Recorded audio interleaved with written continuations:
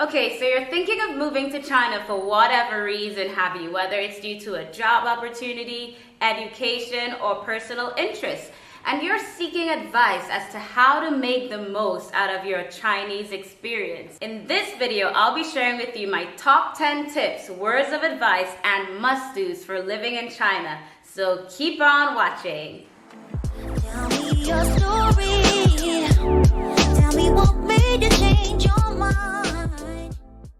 So my first tip for living in China is to number 1, learn Chinese. This seems to be an obvious one, right? Well, you'd be surprised as to how many expats have been living in China for over 5-10 years, and their Chinese language abilities are so limited, it's a joke.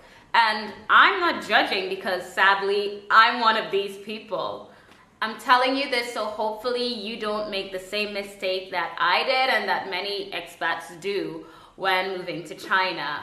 Personally, my reason for not going all in when I first came to China was because honestly, I did not like this place. Basically, I had a mental block towards learning Chinese. I know it was not a good mindset to have, but that's how I felt at the moment.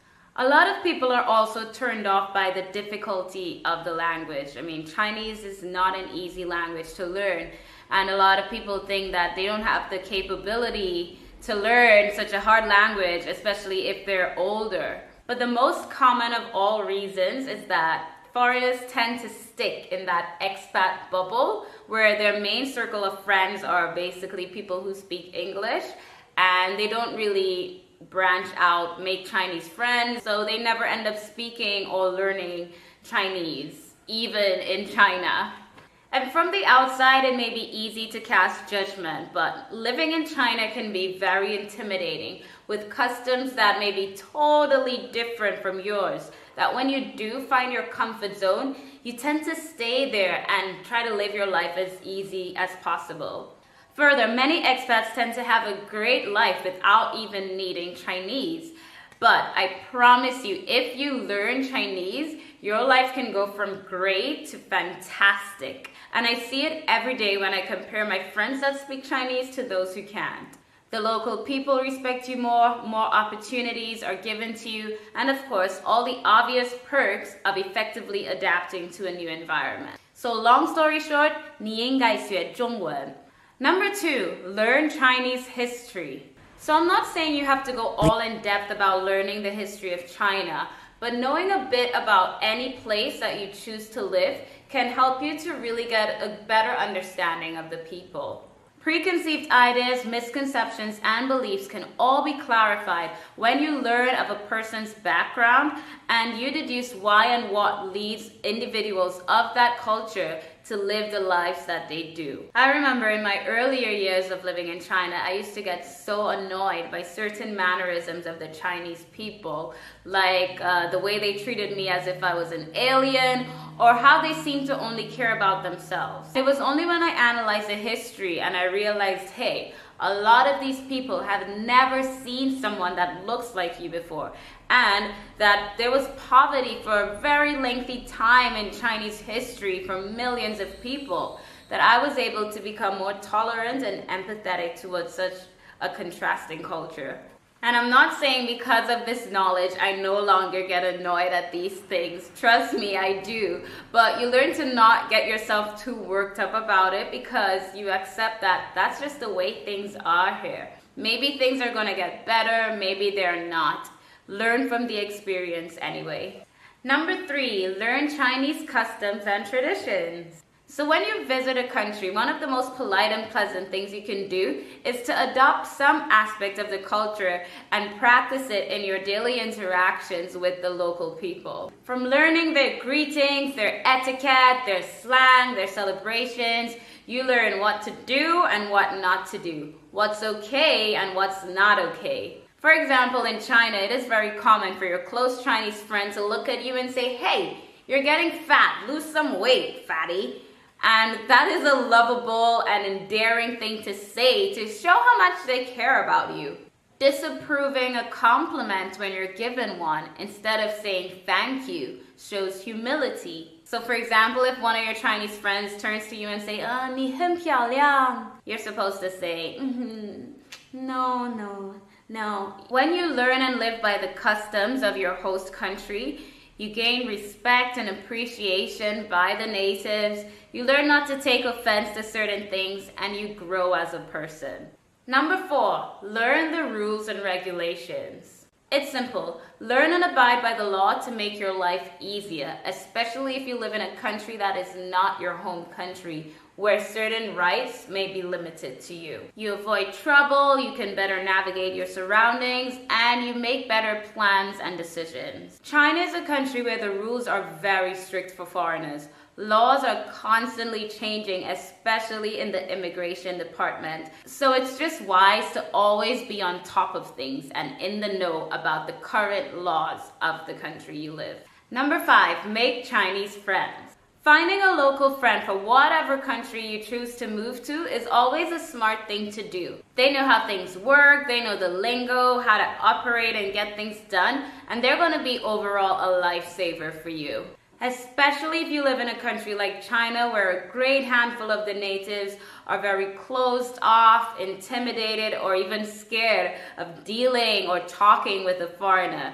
So while living in China, I highly recommend to befriend a Chinese native. 6, travel around China.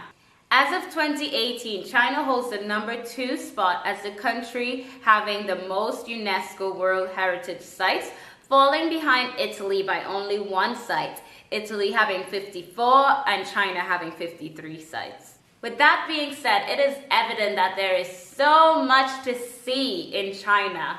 As I mentioned in my Pros About Living in China video, China is a humongous country with so many different cities and regions to explore. You'd be really doing China an injustice by staying in only one little part of the country and missing out on all that China has to offer. For example, there were times when I felt sick of living in Beijing, and all it took was for me going south of China to Sanya with the lovely beaches and sunshine for me to feel like me again. You can be totally miserable in one city or state, and you travel 3 hours to the south, to the north, to find your dream city. So I strongly advise to explore and see what's in store. Number 7, get involved in communities of interest or familiarity.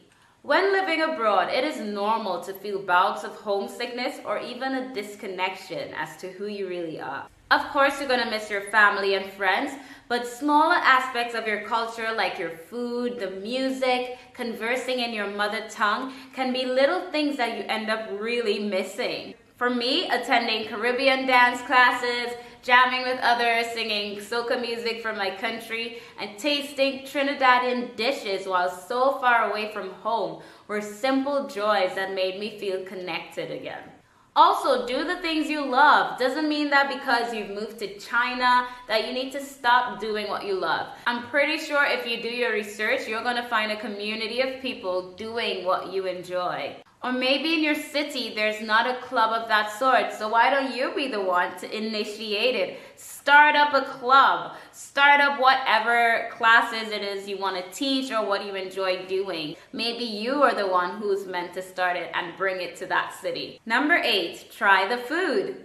As also mentioned in my Pros About Living in China video, China is a country with an outstandingly diverse range of food that can tantalize your taste buds. In many cultures, food operates as a form of cultural identity. In my research about Chinese food, it was very impressive to discover that the traits and attributes of the Chinese people are also reflected in the food. For instance, living in harmony is a key virtue for Chinese people, and they believe that their food should embody that. Hence, when they flavor their food, they do so in a balanced way. So for example, like sweet and sour chicken. With over 33 provinces in China, each offering a distinct savor, there's so much to choose from.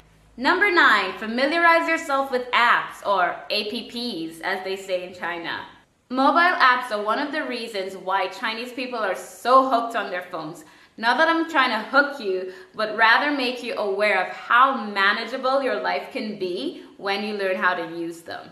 They can really make your life so much easier and save you a lot of time, money, and energy. I can buy my groceries, hire a taxi, pay my utilities, buy my tickets to go to the cinema, everything on mobile apps. I'm gonna do a separate video for the top apps you should have on your phone as a foreigner living in China, so be sure to look out for that. And number 10, before you leave China, ensure to partake in a cultural activity of some sort. Whether it's taking a Kung Fu or Qigong class, learning how to make Chinese dumplings, visiting a museum, watching a cultural show in the theater, getting some acupuncture done, or trying out traditional Chinese medicine, whatever it is, try to do something that symbolizes Chinese culture. So those are my top 10 tips for living in China. Really, you can take these same 10 tips and apply it to any country that you choose to move to. I wish you the best on your Chinese travels. For more videos about life in China, travel vlogs, some singing covers, and just an insight of my life in Beijing and in general, be sure to subscribe to my channel. Blah, blah, blah, blah, blah. And I shall see you in the next video. Mwah! Bye-bye.